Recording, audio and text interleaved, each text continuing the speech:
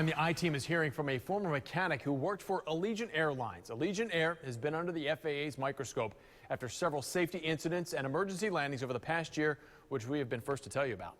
Tonight, I-Team investigator Jared Holbrook sits down with a veteran airline mechanic who says he resigned after seeing too many safety concerns. Should passengers be concerned about what's going on? I think they absolutely should be concerned. Greg Marino is a veteran commercial airline mechanic. He says he has 35 years experience and has previously worked for big companies like Boeing and U.S. Air. He started working for Allegiant Air in October. Greg says he was only there about 2 weeks and resigned after witnessing a series of safety concerns. My perspective of Allegiant was dedicated steps were not being performed in accordance with maintenance manuals or even with general practices before an aircraft is released. Greg was based at the Orlando Sanford International Airport, one of the bigger maintenance hubs for Allegiant. Typically, I was observing they just did not know what they were doing, but still moving on to dispatch the plane. In one specific incident, he says he notified his supervisor a plane was worked on and inspected, but required further safety inspection. But there was a follow-up test that wasn't done that I tried to mention, but was told, don't worry about it.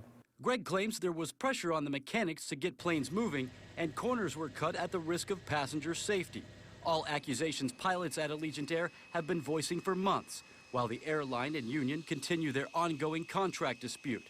Pilots have accused Allegiant Air of putting profits over passenger safety, even stating, quote, lives are at risk, and the airline is heading down a dangerous path. Is it as bad as the pilots are saying it is? It's genuine. What the pilots are reporting is real. Well, contract negotiations don't cause emergency landings. The contract negotiations don't cause rejected takeoffs. These instances are real, therefore you need to pay attention to it.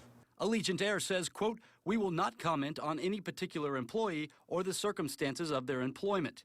Allegiant is a safe airline. We maintain numerous channels through which an employee can bring attention to safety concerns, including an aviation safety action program. What's the biggest thing you want to stress to passengers, to people out there? They have to consider the product that they're flying.